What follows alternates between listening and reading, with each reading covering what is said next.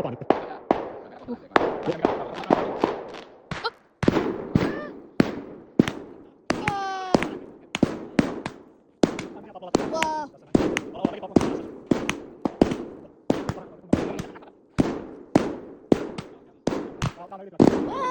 Does it? Aw.